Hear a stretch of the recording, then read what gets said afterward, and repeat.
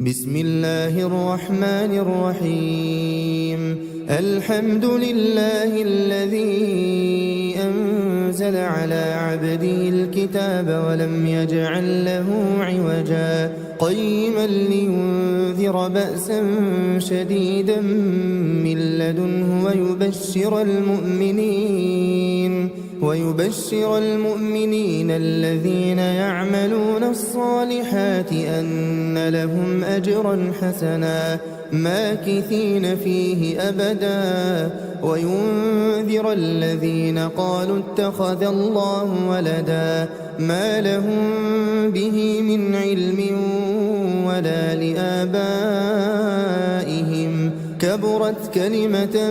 تخرج من أفواههم إن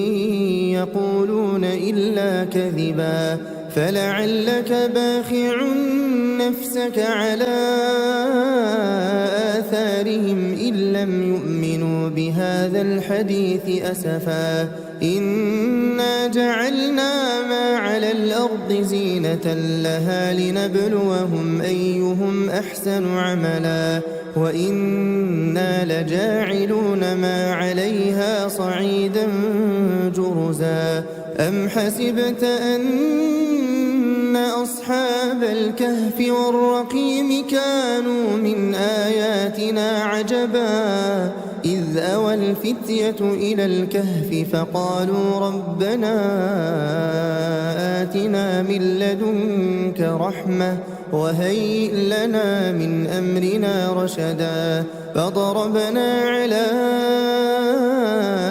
آذانهم في الكهف سنين عددا ثم بعثناهم لنعلم أي الحزبين أحصى لما لبثوا أمدا نحن نقص عليك نبأهم بالحق إنهم فتية آمنوا بربهم وزدناهم هدى وربطنا على قلوبهم إذ قاموا فقالوا ربنا رب السماوات والأرض لن ندعو من دونه إلها لقد قلنا إذا شططا هؤلاء قوم اتخذوا من دونه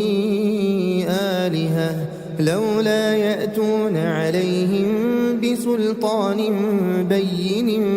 فمن أظلم ممن افترى على الله كذبا وإذ اعتزلتموهم وما يعبدون إلا الله فأووا إلى الكهف ينشر لكم ربكم من رحمته ويهيئ لكم من أمركم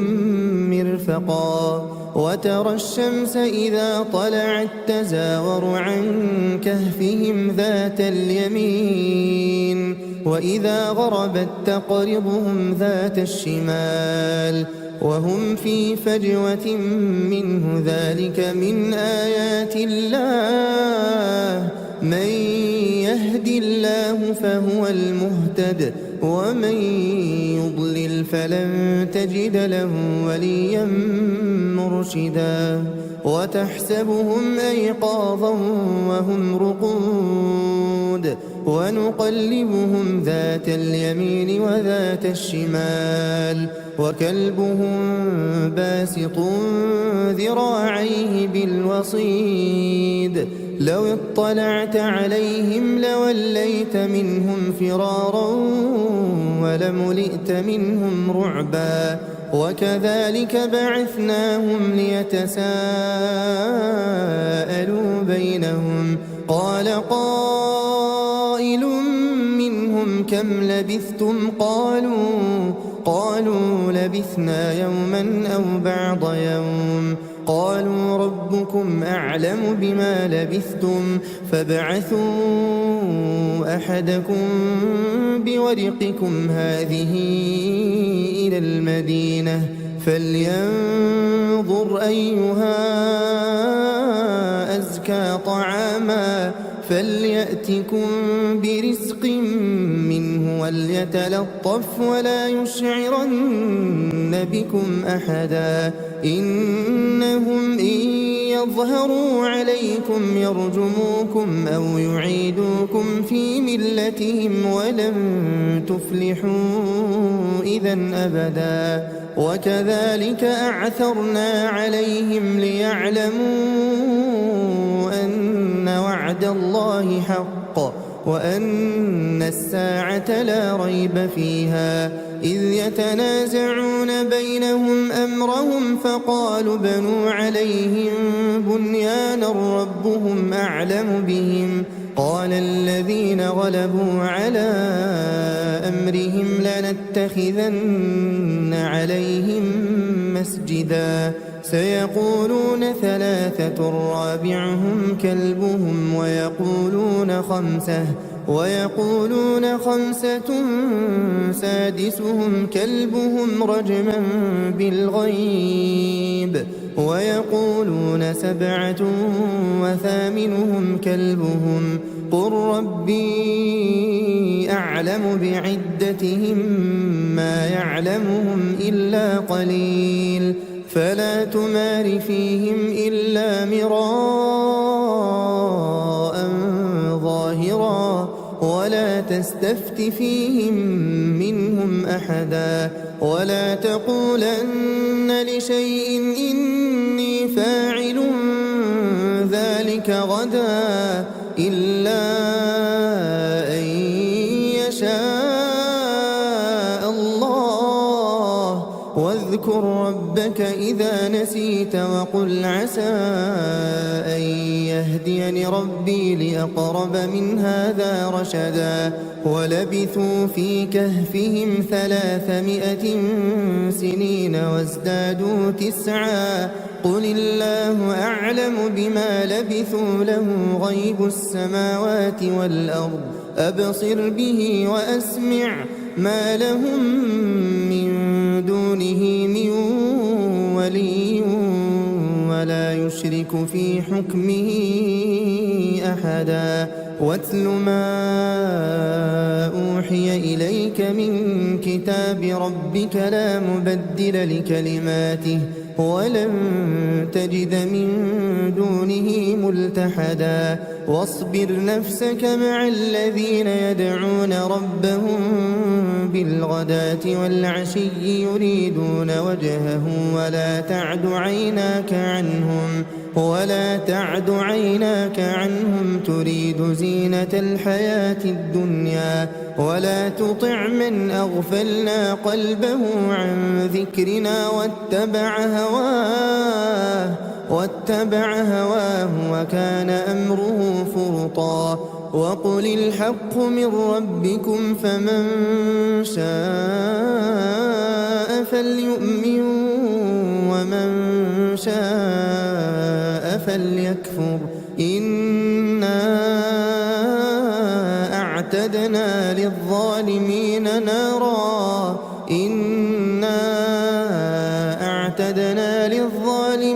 نارا أحاط بهم سرادقها وإن يستغيثوا يغاثوا بماء كالمهل يشوي الوجوه بئس الشراب وساءت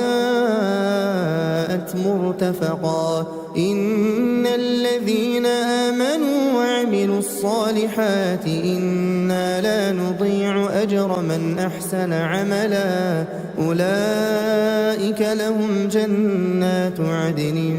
تجري من تحتهم الأنهار يحلون فيها من أساور من ذهب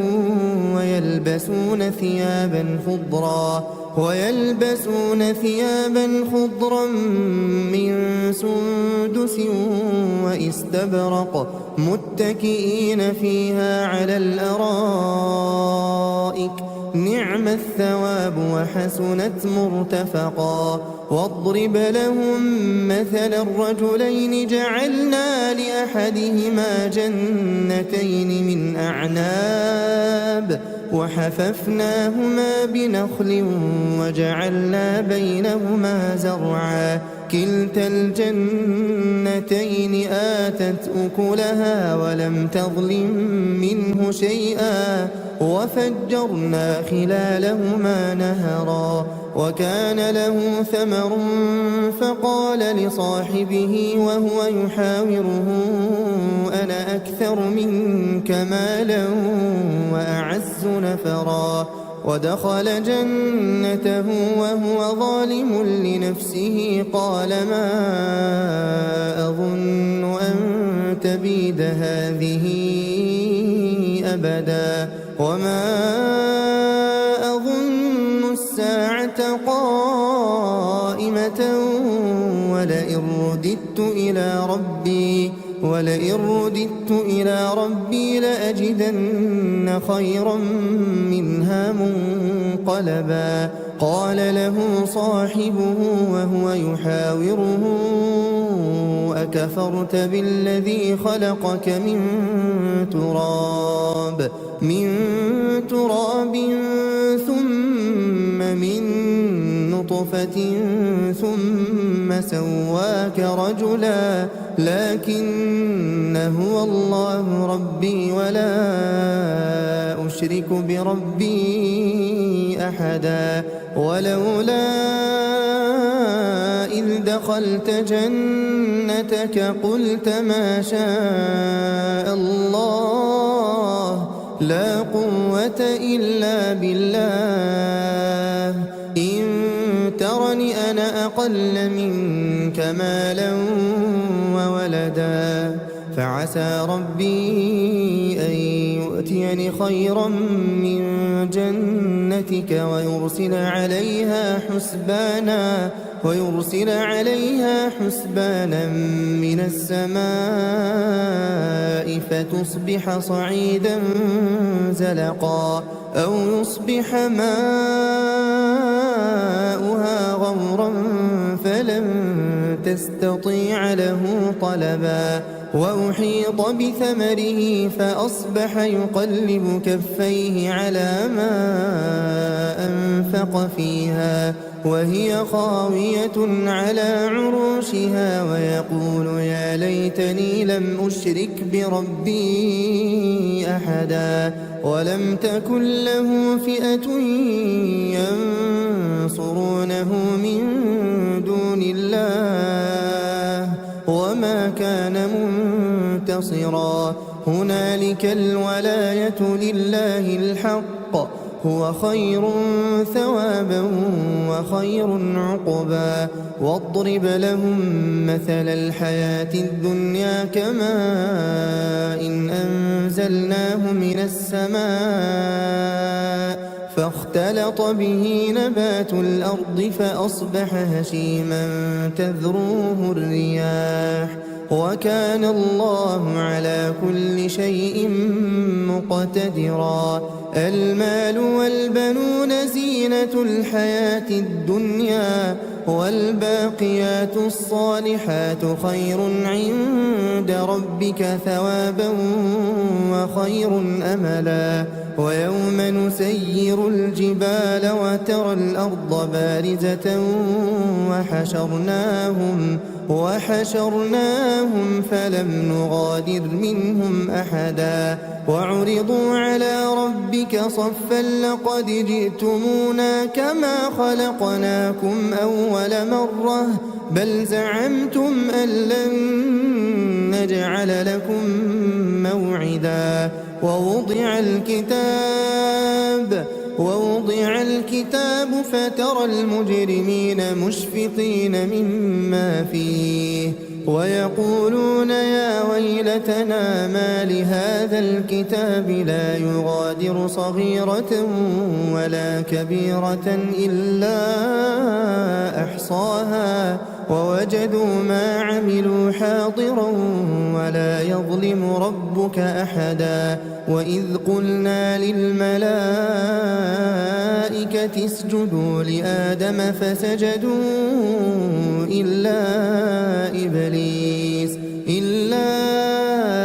إبليس كان من الجن ففسق عن أمر ربه أفتتخذونه وذريته أولياء من دوني وهم لكم عدو بئس للظالمين بدلا ما أشهدتهم خلق السماوات والأرض ولا خلق أنفسهم وما كنت متخذ المضلين عضدا ويوم يقول نادوا شركائي الذين زعمتم فدعوهم فلم يستجيبوا لهم وجعلنا بينهم موبقا ورأى المجرمون النار فظنوا أنهم مواقعوها ولم يجدوا عنها مصرفا ولقد صرفنا في هذا القرآن للناس من كل مثل وكان الإنسان أكثر شيء جدلا وما منع الناس أن يؤمنوا إذ جاءهم الهدى ويستغفروا ربهم إلا أن تأتيهم سنة الأولين أو يأتيهم العذاب قبلا وما نرسل المرسلين إلا مبشرين ومنذرين ويجادل الذين كفروا بالباطل ليدحضوا به الحق واتخذوا آياتي وما أنذروا هزوا ومن أظلم ممن ذكر بآيات ربه فأعرض عنها ونسي ما قدمت يداه إنا جعلنا على قلوبهم أكنة أن يفقهوه وفي آذانهم وقرا وإن تدعهم إلى الهدى فلن يهتدوا إذا أبدا وربك الغفور ذو الرحمة لو يؤاخذهم بما كسبوا لعجل لهم العذاب بل لهم موعد لن يجدوا من دونه موئلا وتلك القرى أهلكناهم لما ظلموا وجعلنا لمهلكهم موعدا وإذ قال موسى لفتاه لا أبرح حتى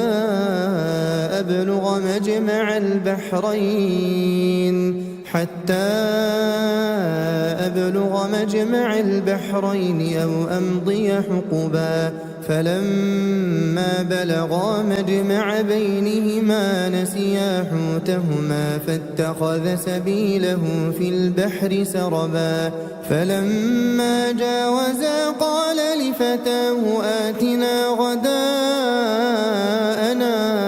لقد لقينا من سفرنا هذا نصبا قال أرأيت إذ أوينا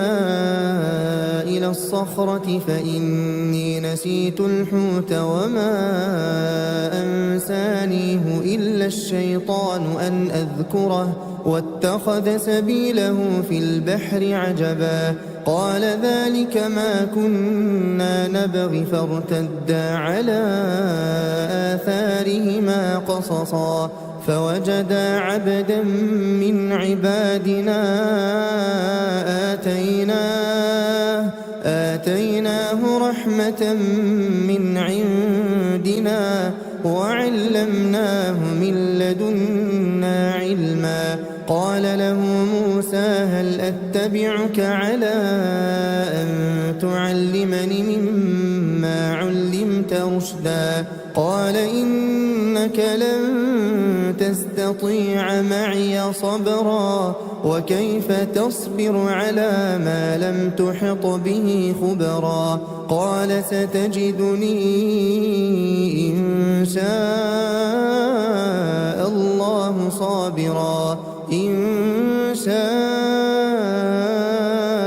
الله صابرا ولا أعصي لك أمرا قال فإن اتبعتني فلا تسألني عن شيء حتى أحدث لك منه ذكرا. فانطلقا حتى إذا ركبا في السفينة خرقها قال أخرقتها لتغرق أهلها لقد جئت شيئا إمرا. قال ألم أقل إنك لن تستطيع معي صبرا. قال لا تؤاخذني بما نسيت ولا ترهقني من أمري عسرا. فانطلقا حتى إذا لقيا غلاما فقتله قال أقتلت نفسا زكية بغير نفس لقد جئت شيئا نكرا. قال ألم أقل لك إنك لن تستطيع معي صبرا. قال إن سألتك عن شيء بعدها فلا تصاحبني قد بلغت من لدني عذرا. فانطلقا حتى إذا أتيا أهل قرية استطعما أهلها فأبوا أن يضيفوهما فوجدا فيها جدارا يريد أن ينقض فأقامه. قال لو شئت لاتخذت عليه أجرا. قال هذا فراق بيني وبينك سأنبئك بتأويل ما لم تستطع عليه صبرا. أما السفينة فكانت لمساكين يعملون في البحر فأردت أن أعيبها وكان وراءهم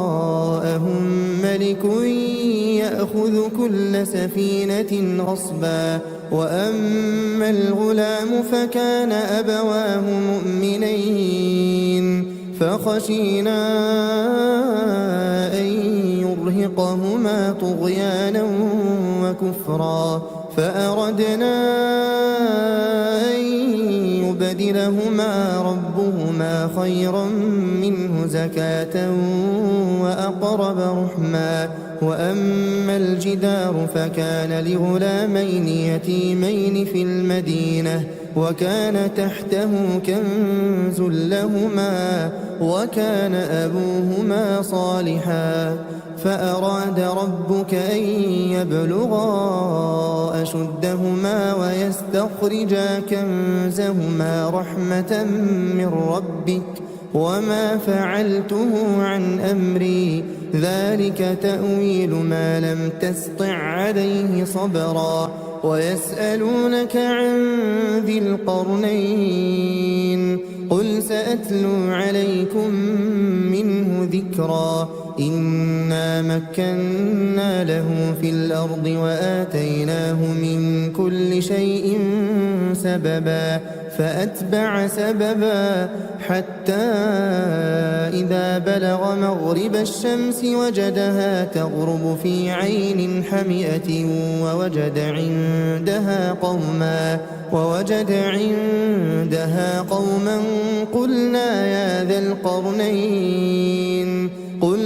يا ذا القرنين إما أن تعذب وإما أن تتخذ فيهم حسنا. قال أما من ظلم فسوف نعذبه ثم يرد إلى ربه فيعذبه عذابا نكرا. وأما من آمن وعمل صالحا فله جزاء الحسنى وسنقول له من أمرنا يسرا. ثم أتبع سببا حتى إذا بلغ مطلع الشمس وجدها تطلع على قوم لم نجعل لهم من دونها سترا كذلك وقد أحطنا بما لديه خبرا ثم أتبع سببا حتى إذا بلغ بين السدين وجد من دونهما قوما لا يكادون يفقهون قولا قالوا يا ذا القرنين إن يأجوج ومأجوج مفسدون في الأرض فهل نجعل لك خرجا على أن تجعل بيننا وبينهم سدا قال ما مكني فيه ربي خير فأعينوني بقوة أجعل بينكم وبينهم ردما آتوني زبر الحديد حتى إذا ساوى بين الصدفين قال انفخوا حتى إذا جعله نارا قال آتوني أفرغ عليه قطرا فما استطاعوا أن يظهروه وما استطاعوا له نقبا قال هذا رحمة من ربي فإذا جاء وعد ربي جعله دكا وكان وعد ربي حقا وتركنا بعضهم يومئذ يموج في بعض ونفخ في الصور فجمعناهم جمعا وعرضنا جهنم يومئذ للكافرين عرضا الذين كانت أعينهم في غطاء عن ذكري وكانوا لا يستطيعون سمعا أفحسب الذين كفروا أن يتخذوا عبادي من دوني أولياء إنا أعتدنا جهنم للكافرين نزلا قل هل ننبئكم بالأخسرين أعمالا الذين ضل سعيهم في الحياة الدنيا وهم يحسبون أنهم يحسنون صنعا أولئك الذين كفروا بآيات ربهم ولقائه فحبطت أعمالهم فلا نقيم لهم يوم القيامة وزنا ذلك جزاؤهم جهنم بما كفروا واتخذوا آياتي ورسلي هزوا إن الذين آمنوا وعملوا الصالحات كانت لهم جنات الفردوس نزلا خالدين فيها لا يبغون عنها حولا قل لو كان البحر مدادا لكلمات ربي لنفد البحر قبل أن تنفد كلمات ربي ولو جئنا بمثله مددا قل إنما أنا بشر مثلكم يوحى إلي أنما إلهكم إله واحد فمن كان يرجو لقاء ربه فليعمل عملا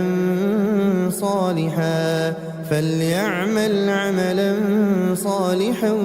ولا يشرك بعبادة ربه أحدا.